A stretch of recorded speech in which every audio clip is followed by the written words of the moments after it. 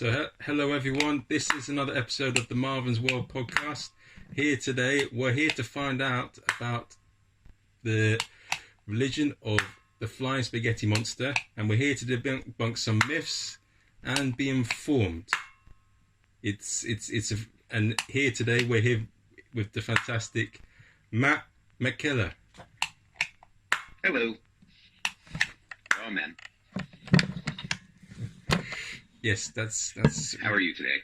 I'm not too bad, mate. I'm not too bad. I'm just chilling. Got my water, and yeah, I've just been thinking about many different things and thinking, I think, speaking to a few comedians, that I think things will recover sort of next year or so, but it's going to be either one of two ways of the virus. Either it's gonna be like a seasonal flu that comes back, and then we have to handle it, and it'll be in lower doses, or it'll die away like the Spanish flu. I'm inclined to think it's closer to number two. The way we're experiencing it here right now is we don't have a lot of cases, but we're right on the border with America, and they are exploding. So it seems to me that organized vaccines, science, will lead the day. But it's far too virulent to be just a casual thing. My partner got sick. Oh. And was ill for 2 weeks. There was a point where we thought he wouldn't make it. And furthermore, he's a U.S. citizen. Our border is closed for the first time since we burned down the White House in 1812. And we totally did. That was something we just loved to rub in. But we haven't been able to get back together since. He's a Pastafarian minister as well. Represents us in New York State. So, I mean, as you said, the religion hit... Pastafarianism sort of hit the headlines with Mr. Edmonton, is that right? In 2005? No, Bobby Henderson. Yeah, Bobby Henderson, that's it. Yeah.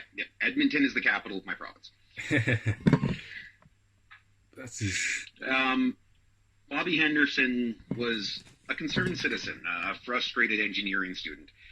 As the Kansas State School Board wanted to include creationism in their science classes, not their religion classes, but as a product of their science classes. And he said to the Kansas City School Board in his famous letter that he endorsed the teaching of intelligent design, as they called it, and that he suggested that we include all creation myths included in it, including our flying spaghetti monster. And our creation myth, very simply, is the monster went on a 4-day bender, got blackout drunk, woke up 4 days later, and created creation, needed another 3 days of recovery.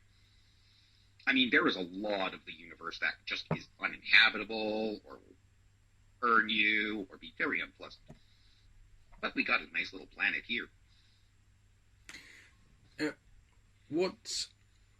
One thing that I found interesting is that, correct me if I'm wrong, but there's an aspect that obviously is very different, but what comes to mind is you have the don't do's rule book, which reminds me a bit about the Ten Commandments. I'd really rather you did. Yes.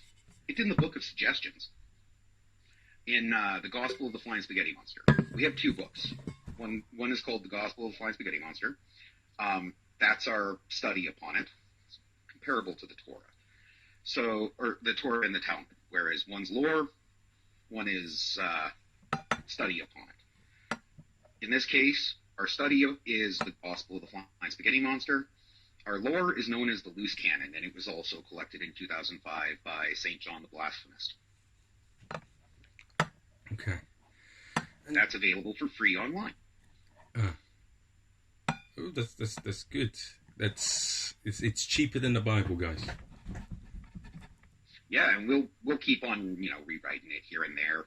Every now and then we realize, oh, we were really wrong about this moral, and we have to change our society to be better. So we change our book too. One thing that I do agree and that I found quite interesting is that you feel that rather than people spend money on sort of churches or these other things, you should think that people should spend money on actually helping the homeless rather than like building churches and sort of superficial things. Absolutely. Well, a lot of religious institutions have simply gathered wealth. They may have operations that do assist people, but this should also be entirely selfless, without condition. An example of our works is one of my favorite pirates, Tanya, our captain of Australia. Every Sunday she goes out into the Adelaide Hills dressed in full pirate regalia with enough food for a bounty. And anyone that would like to come and have a beer and some pasta is welcome. And together they share a meal. Nothing brings people together like a meal. That's what we do instead of church. On Fridays, we have pasta. We come together with our friends, our loved ones, occasionally the guy down the street. And we enjoy a meal together. We enjoy each other's company. We learn from each other. And after all, happiness is at the bottom of an empty pasta bowl. And what kind of pasta? Is it a meatballs pasta or is it a bolognese? No, or is it? Well, that's one of the wonderful things about pasta.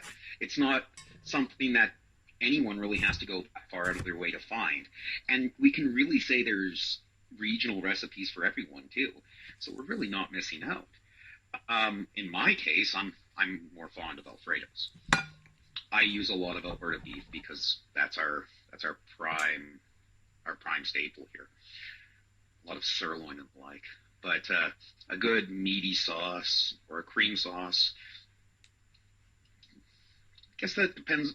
The sauce really depends on the noodle. The noodle is meant to grab the sauce and hold it in place, and that's why we have different shapes. Spirals are good at getting chunky sauces. Shells are good at getting thin sauces. Spaghetti is good at nesting medium thicknesses. The wonders of culinary arts. So there is like a heaven and hell like there is in Christianity, but what I noticed is... We do have a heaven and a hell, yes. But I wouldn't say it's like Christianity. We don't have anyone run show downstairs. It's for people, and we don't even have a name to condemn them with. They're just the other guys. And their hell is a lot like our heaven. You see, our heaven has a beer volcano that erupts to order, and a stripper factory that doesn't actually have to be a stripper factory. I mean, we have a lot of asexual or aromantic members, too, that just want it to be a role-playing game table. But why not? Shouldn't it be what you really want your paradise to be? Have a friend on over in the afterlife. Enjoy a beer from the beer volcano. Have pasta. Hang out with the wonderful strippers. In our hell, well, the beer, it's warm and it's stale. Still there. So is the stripper factory, but they're quite unpleasant and have ED.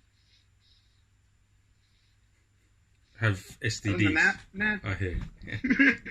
Yeah, basically, yeah. STD, STI. There's a few different terms depending on the region, I suppose. And so what are the you shouldn'ts, and how many are there? There's 8 I'd rather you didn't. Yeah. Now, I mean, you're not going to be in too much trouble if you miss one here or there, but you should really strive to, because that's where we develop our ethics from. The first is, I'd really rather you didn't act like a sanctimonious holier-than-thou ass when describing my noodly goodness. If some people don't believe in me, that's okay. Really, I'm not that vain. Besides, this isn't about them, so don't change the subject. And that's our first. The beauty of that one is we don't need to proselytize. We don't We need converts, and we don't need to condemn.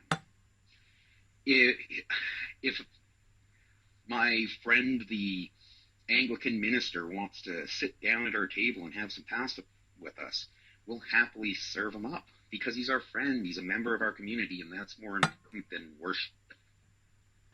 The second one, I'd really rather you didn't use my existence as a means to oppress, subjugate, punish, eviscerate, and or, be mean to others. I don't require sacrifices and purities for drinking water, not people. And, I think that's a really good point. What does purity mean in a person anyway? We're individuals with our lived experiences, our ethics, our morality.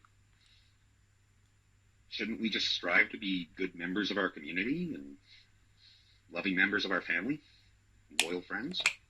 Those seem good enough. I'm still not getting what do you mean by purity? You mean like be saints or be sort of like... Well, the Flying Spaghetti Monster doesn't have an amorphous concept of purity that you see in a lot of monotheistic religions.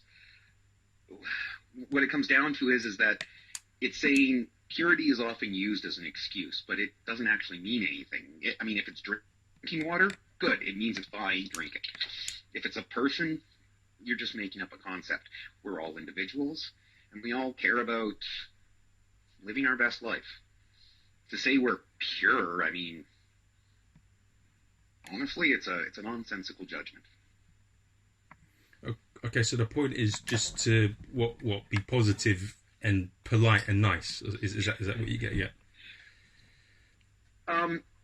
We are, it is to be that, but furthermore, it's to actively avoid being mean or using our religion as a means to subjugate or punish or judge others.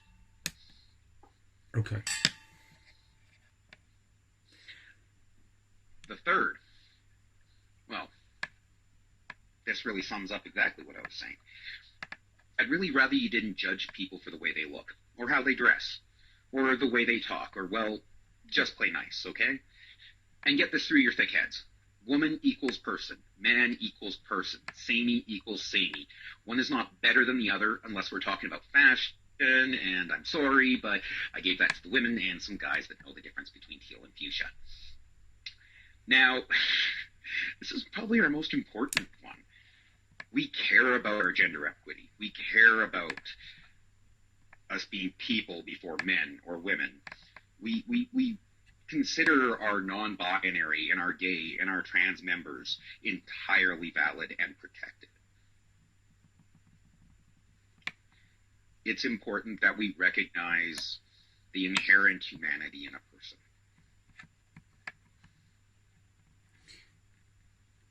And what do you feel? You feel that other religions don't support that at all? You feel?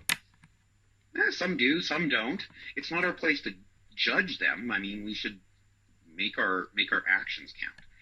But we, under no circumstances, should use our religion as a means to denigrate another. And we should uphold our value that people have inherent equality, equal value as persons. Gender does not dictate that. Sexuality, orientation, gender, honestly, all the facets of our social life are an evolving mechanism, something we should explore and appreciate, not something we should judge and condemn.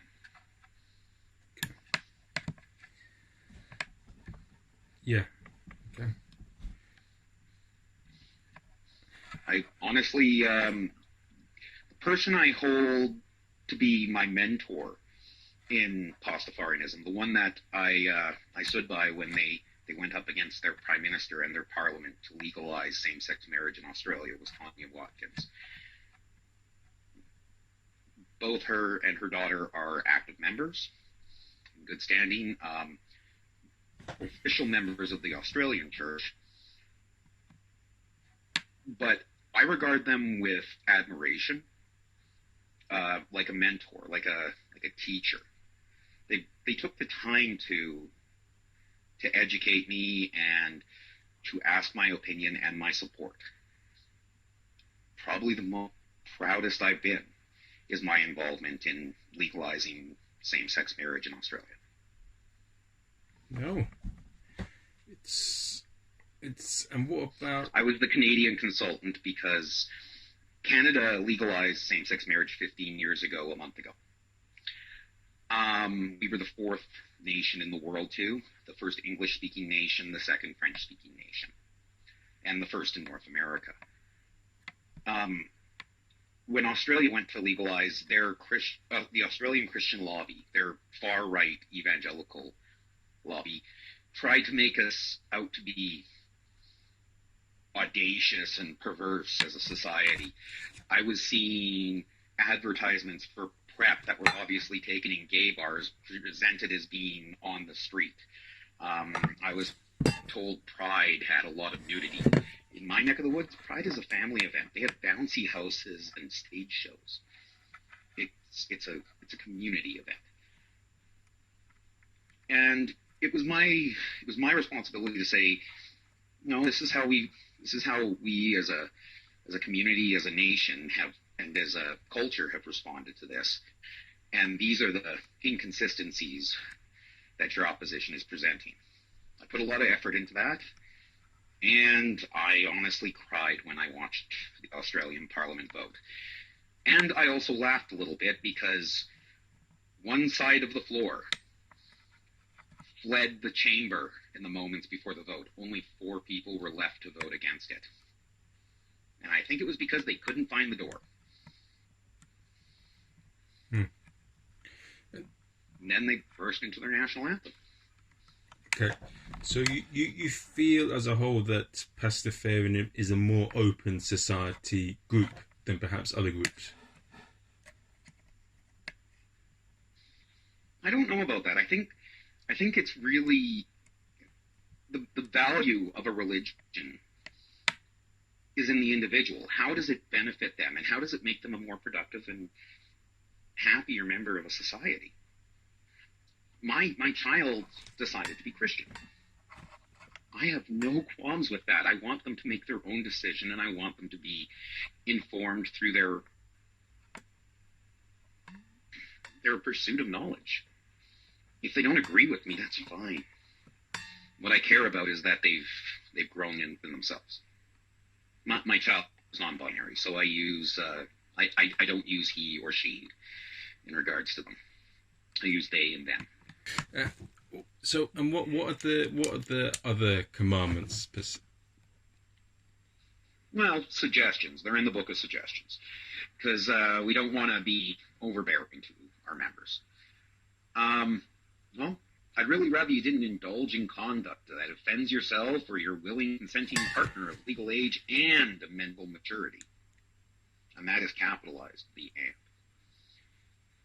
As for anyone who might object, I think the expression is go fuck yourself, unless they find that offensive, in which case they can turn off the TV for once and go for a walk for a change.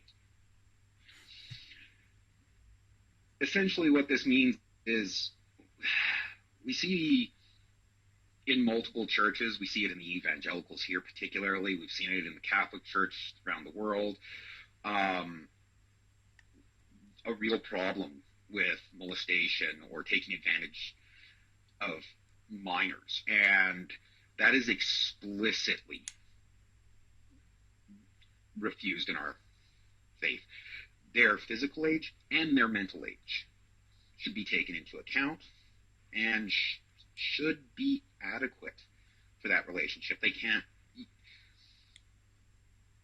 If you were to be 25 years old and decide to date a 12-year-old, you're crossing a line. If that person is also 25 but still has the mental maturity of a 12-year-old, there's still a line being crossed. Does that make sense? Yeah, I think everyone agrees with that. It's against the law, and it's not really a thing you should do. We wanted to be doubly sure. We included it in our rules. There was 10, but 2 of them got dropped down from Mount Salsa when Captain Mosby was coming down. He was the first pirate. So, I mean, that accounts for our loose morals, but this is one moral we won't budge on. On to number 5. Yeah. I'd really rather you didn't challenge the bigoted, misogynistic, and hateful ideas of others on an empty stomach. Eat, then go after the bitches. It's practical. And it's in there. It's practical. It is practical, and honestly, it's telling you don't tolerate. Don't tolerate prejudice. Don't tolerate bigotry. Don't tolerate misogyny or hate. Speak up to that. Okay. But well, why does it have to? Yeah, I mean, it's a practical argument to fighting against that. But it's also going to leave you worn down if you do it on an empty stomach.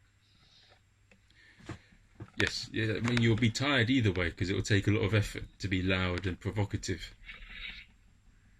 Well, I'm fond of the absurdist or pointed responses. I like to have some dry wit when I'm challenging that stuff.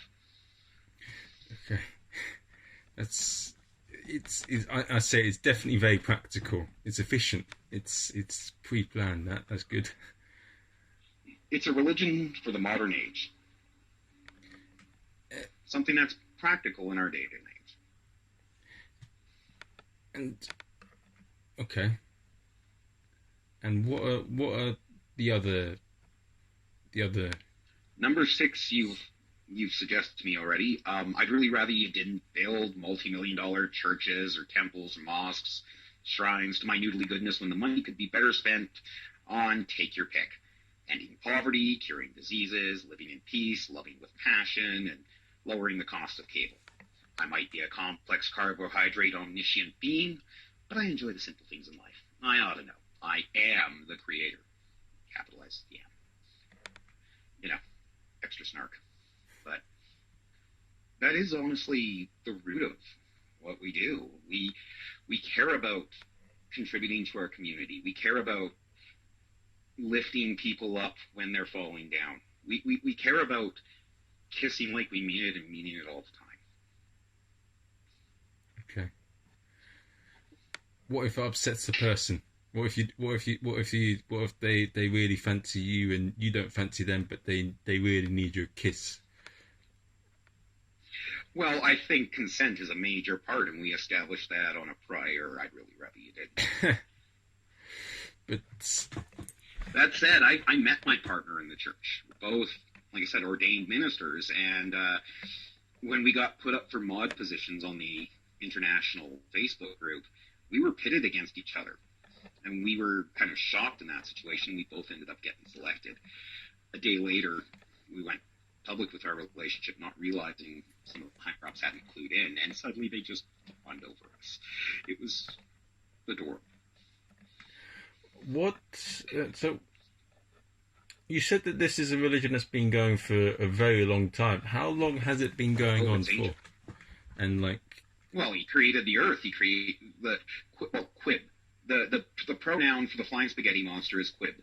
It is without gender prior to the existence of gender, because it's the creator. It created genders, it created men and women, and non-binary people, and everyone in between. And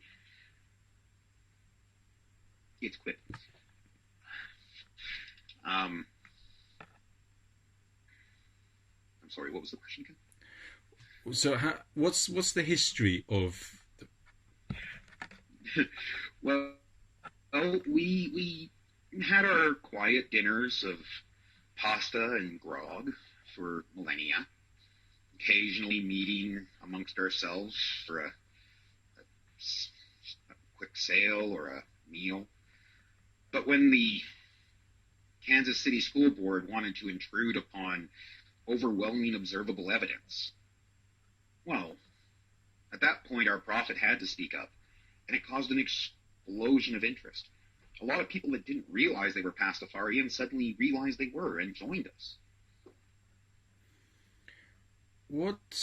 So how did the? I mean, you obviously say that it's been going for centuries and it's going for a very long time, but how did it all start and how did it develop into what it is now?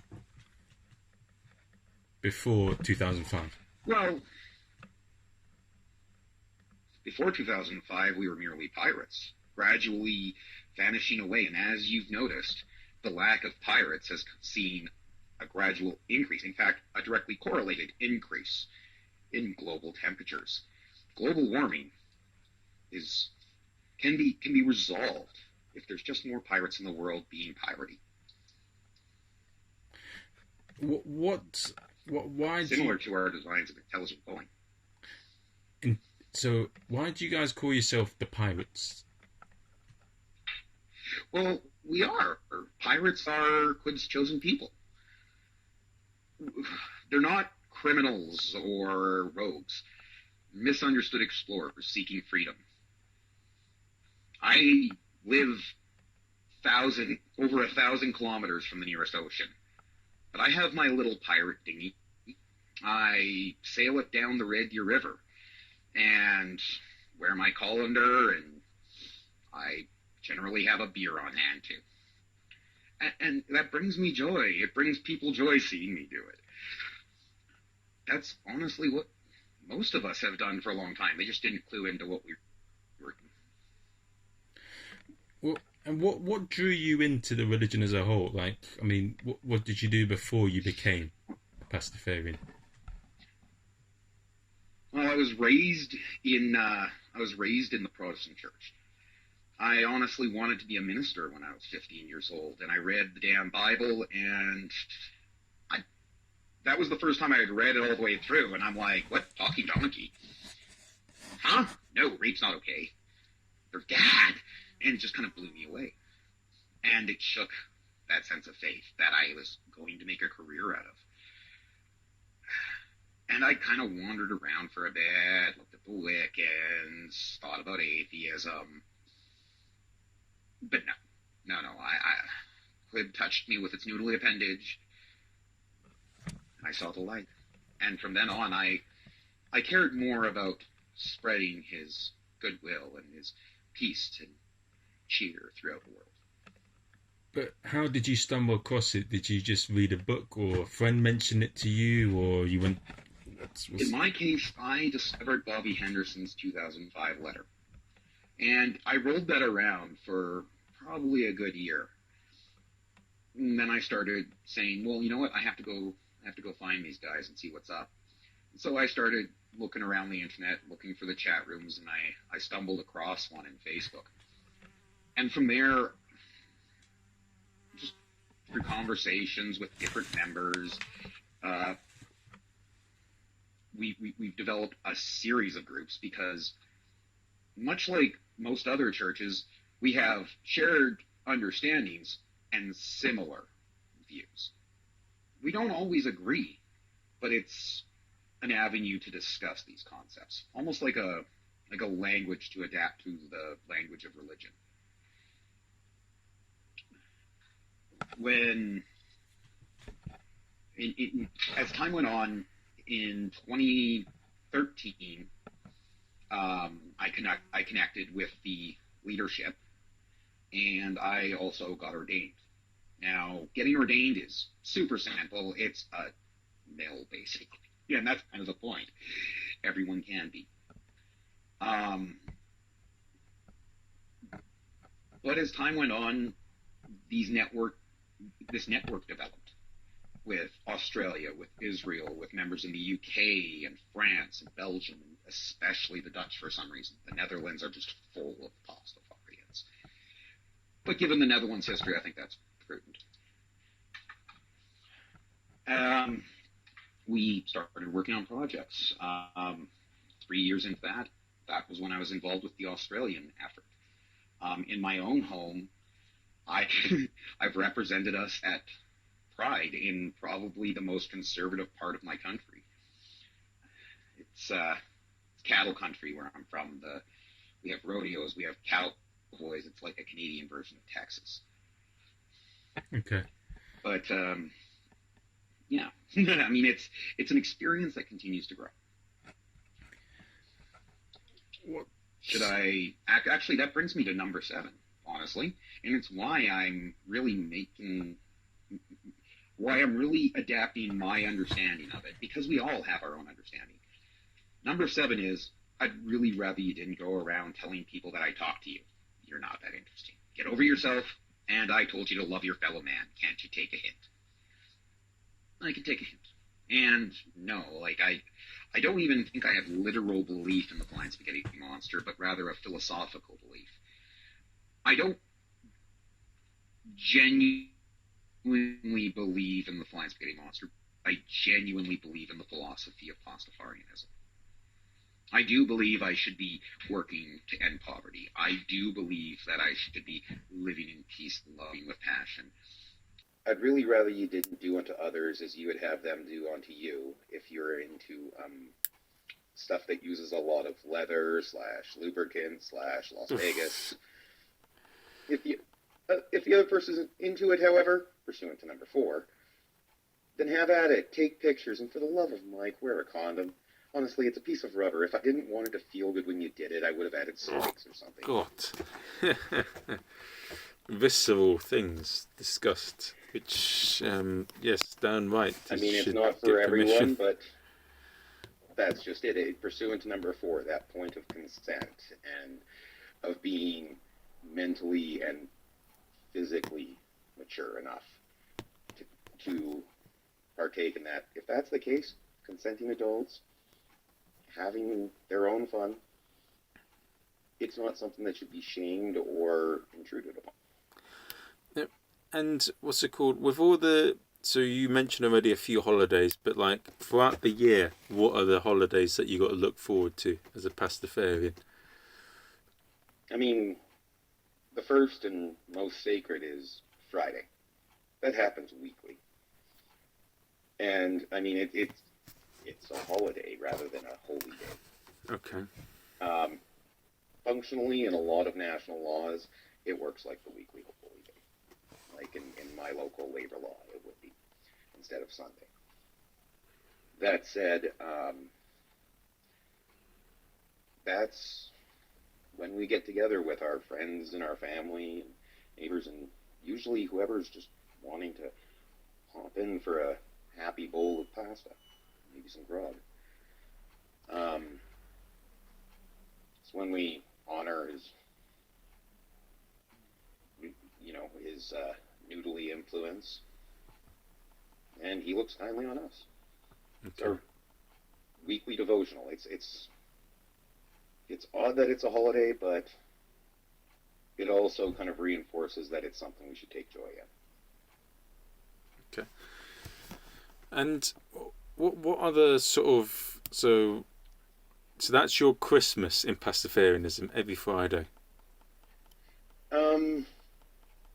I think it's more analogous to church, but that it is recognized as a holiday instead of a holy day. Okay. And like with Christianity... Our parallel to Christmas is called holiday. And Okay. the Pastafarian greeting for holiday is Happy Holidays. And it is not one particular day. It's that time of year when everyone's being festive. We're seeing Hanukkah, we're seeing Christmas, we're seeing Kwanzaa. That's when we have holiday. There's cider and cheer and presents, and it's the time when you do get together with your friends and your family, and it's usually far too cold out, so we're gathered around the fire having a good time. That's holiday. The most general holiday we've ever had. What has been the best experience about being a Pastafarian?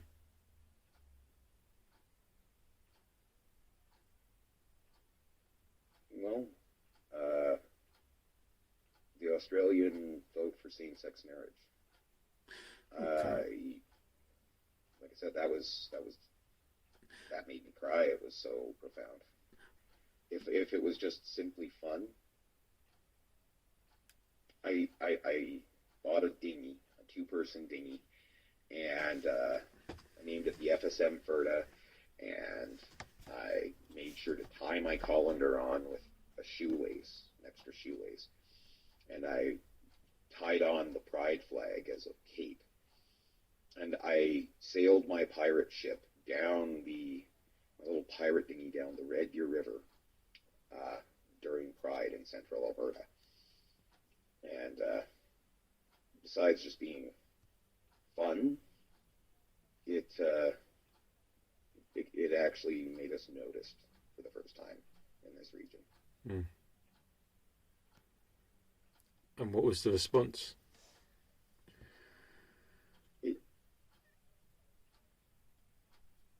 Positive. I mean, they thought it was really just funny. I mean, I didn't get any converts, and I'm not looking for them. They'll come if they choose, but like,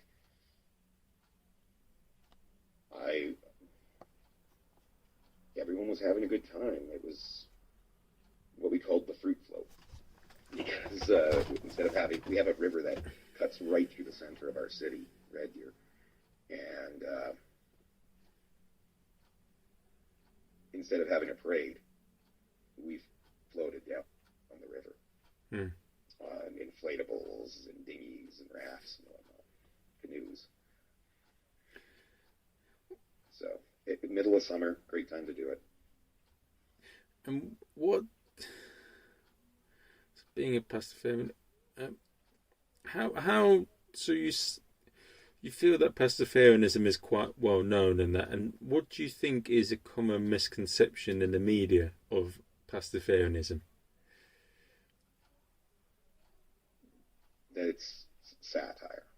I mean, some people do use it as satire, but we have grown beyond the possibility of just a simple joke. The reason we are official in New Zealand, and the same arguments being made in Australia, is that we're a philosophy that has outgrown its origins. Save Bobby Henderson was being satirical, and that the Church of the Flying Spaghetti Monster was just a whoops. Well, that whoops has grown beyond his joke, even though it was a very practical letter. At this point, we've developed a philosophy of who we are, how we should grow, how we should apply ourselves in our societies. What, and why. What has been the... So, Bobby Henderson, have you actually met him yourself? I haven't personally met him. Just a little bit of email correspondence myself. Usually the official stuff. He likes to stand back. There is a core membership he has more regular interaction with, but they're friends already. He's kind of like Jesus. He's standing away, always watching, rarely interacting. He'll be back. You know, that basically describes Bobby's role at this point. He's done all the heavy lifting. Now he's going to spend some time in a hammock in Oregon, if the trees are still there. Okay. And what have you... Okay, that's cool. He has a thing for hammocks. It's important to him. He mentions it often. It'd be like if Jesus casually mentioned a hammock in every third line. He sounds like a cool guy. He does. He's an engineer.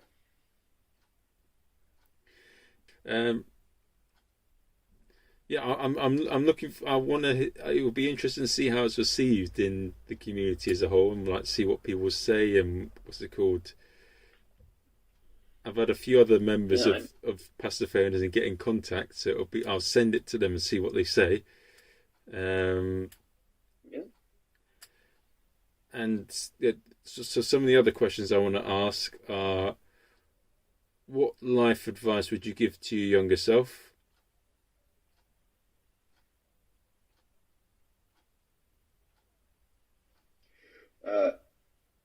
Well, let's see. I'm avoiding the one of not her.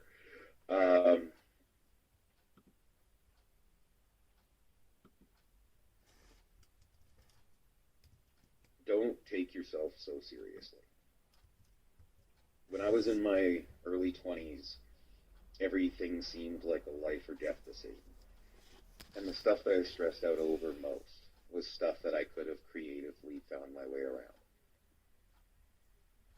I didn't have to spend that time fretting. I could have just spent that time responding, and I would have done better.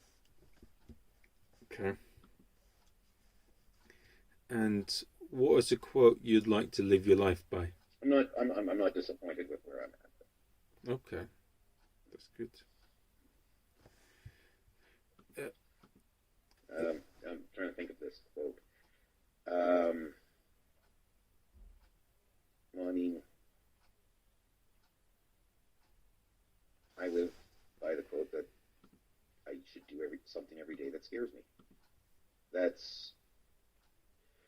It's going to let me be comfortable with risk. It's also going to engage the world around me more. It's going to open opportunity. And it'll toughen my skin, which is certainly something in the West that's worthwhile. I live in cowboy country. It's seen as a worthwhile trade. Okay. Is there anything that you'd like to plug? I think people should watch the documentary Pastafarian. It was premiering across European documentary festivals earlier this year. COVID stopped it from going to North America, but it was released online. I watched it on YouTube. It's also available on Apple Music, Google Play. Great movie, about an hour long, and it shows you more of what our legal efforts have given throughout Europe. Great film. I enjoy it. Okay. Well, thank you very much, Matt. And yeah, so have a good day, and I look forward to hearing your thoughts on the podcast when it's finished. You have a great day too. Looking forward to it.